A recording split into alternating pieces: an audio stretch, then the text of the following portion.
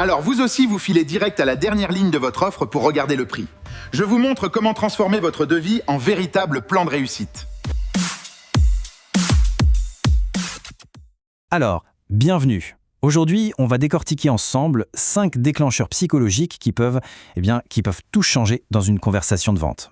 Et non, attention, ce n'est pas de la sorcellerie, loin de là. On va simplement parler de l'art de comprendre les moments clés d'un échange pour savoir y répondre avec justesse. Allez, c'est parti. Bon, avant toute chose, il faut qu'on brise un mythe. Vraiment. La plupart des gens pensent que vendre, c'est forcer, c'est manipuler. Oubliez ça tout de suite. L'approche qui marche aujourd'hui, elle est complètement différente. Elle ne repose absolument pas sur la contrainte, mais bien sur l'accompagnement. Et voilà, c'est ça la vraie définition de la vente aujourd'hui. Votre rôle en tant que pro, c'est d'être un guide. C'est normal, le client il a des doutes, il a des peurs, des incertitudes, et c'est OK. Vendre finalement, c'est juste l'aider à y voir plus clair pour qu'il puisse prendre la meilleure décision pour lui. C'est tout, mais tout part de là vraiment. Allez, on attaque avec le premier levier. Imaginez la scène. Le client est convaincu, il est intéressé, mais il ne passe pas à l'action. Il ne se passe rien. Pourquoi ? Eh bien souvent, c'est parce qu'il pense avoir tout son temps. C'est là qu'intervient la rareté. C'est l'outil parfait pour lui faire comprendre que, parfois, ne pas décider, ça a un coût. En fait, le principe est super simple. Ça touche à quelque chose de très humain.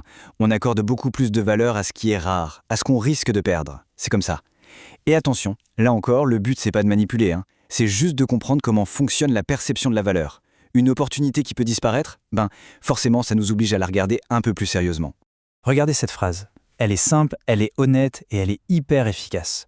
On n'est pas en train de mettre la pression, non, on informe, c'est tout. On clarifie juste le cadre de la décision. Et en disant ça, on aide le client à piger un truc essentiel. Ne pas décider, c'est déjà une décision. C'est la décision de peut-être passer à côté de quelque chose. Mais attention, vraiment attention. Petit conseil de mentor ici. La rareté, ça doit être vrai. Si vous jouez la carte de l'urgence à chaque fois, si tout est tout le temps une offre exceptionnelle qui se termine ce soir, vous allez griller votre crédibilité. C'est fini.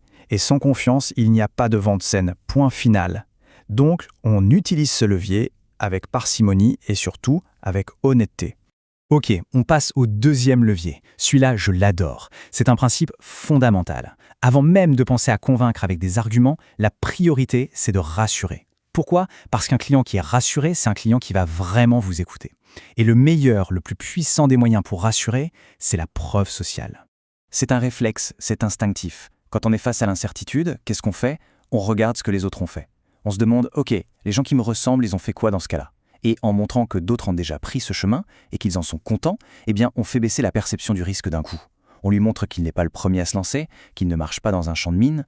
Et là, avec une phrase comme ça, bim, on ancre la discussion direct dans le concret. Fini la théorie, on parle d'expériences vécues, de vrais gens qui sont dans la même situation. Et là, le client, il peut se projeter, il baisse sa garde parce qu'il se sent compris. Ce n'est plus un combat vous contre lui, ça devient vous avec lui, en train de regarder ensemble ce qui a marché pour d'autres. Ah, et petit piège à éviter, les généralités. Le fameux « beaucoup de clients » ou « tout le monde adore », ça ne sert à rien, c'est vide. Un bon commercial, il parle avec précision. Il faut être spécifique, parler d'un client dans le même secteur avec exactement la même problématique. Croyez-moi, la pertinence d'un seul bon exemple, c'est 1000 fois plus puissant qu'un beaucoup qui ne veut rien dire. Bon, là, on arrive à un moment crucial. Le client est rassuré, c'est bon, il a compris l'enjeu. Mais maintenant, il est peut-être un peu perdu face à toutes les options. C'est à ce moment précis que vous devez prendre votre place. Et attention, je ne dis pas dominer, je dis guider. Guider avec autorité. Le truc à vraiment comprendre ici, c'est que votre job, ce n'est pas d'être un catalogue sur pattes. Des informations, le client en a partout. Il est noyé dedans. Ce qu'il attend de vous, ce n'est pas plus d'infos, c'est de la clarté. Il cherche un expert capable de tout synthétiser et de lui dire « Ok, stop, voilà le meilleur chemin pour vous ». Et cette phrase, elle est parfaite pour ça. Elle positionne votre expertise sur du concret, sur de l'expérience, ce que je vois chez mes clients, et pas sur une simple opinion. Voyez la nuance ? Ce n'est pas « je pense que », c'est « voilà ce que l'expérience montre ». C'est une recommandation qui est ferme, mais qui reste humble. Et ça donne une direction super claire et super sécurisante. Et là, attention au piège classique de l'expert. Vouloir noyer le client sous un tas de jargon technique pour montrer qu'on est compétent.